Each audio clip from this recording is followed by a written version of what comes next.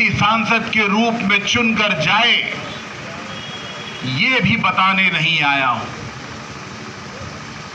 मैं टेन गुरु की बातों से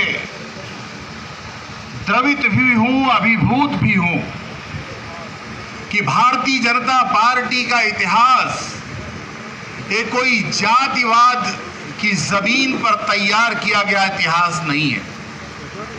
ये वो इतिहास है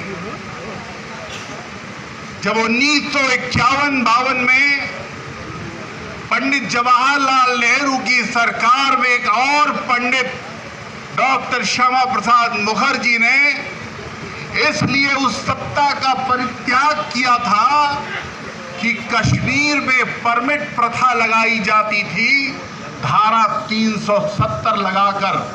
कश्मीर इस देश का हिस्सा है, फिर भी उसमें परमिट लेकर जाने की अनुमति थी और इसके लिए अपने प्राणों की आहुति देकर इस देश को बताया।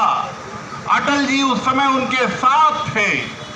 पंडित अटल बिहारी वाजपेयी को उन्होंने उस समय कहा था, जाओ और पूरे देश को बताओ कि डॉक्टर श्यामा प्रसाद मुखर्जी ने आज बिना परमिट लिए जम्मू कश्मीर की सीमा में प्रवेश किया है और जम्मू कश्मीर भारत का अभिन्न हिस्सा है। उन्होंने अपने प्राणों की आहुति दी।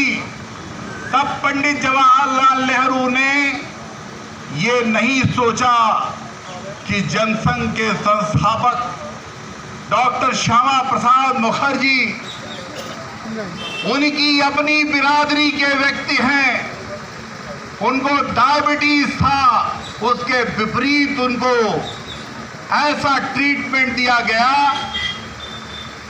जिसके कारण उनकी मृत्यु हो गई।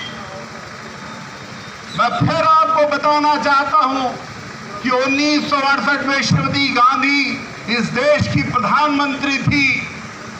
पंडित दीनदयाल उपाध्याय ने इस देश को अंत्योदय का मंत्र दिया था कि समाज के अंतिम पंक्ति में बैठे हुए व्यक्ति की आंखों में आंसू आए तो उस आंसू को पोंछने का काम भारतीय जनसंघ, भारतीय जनता पार्टी के कार्यकर्ता करेंगे।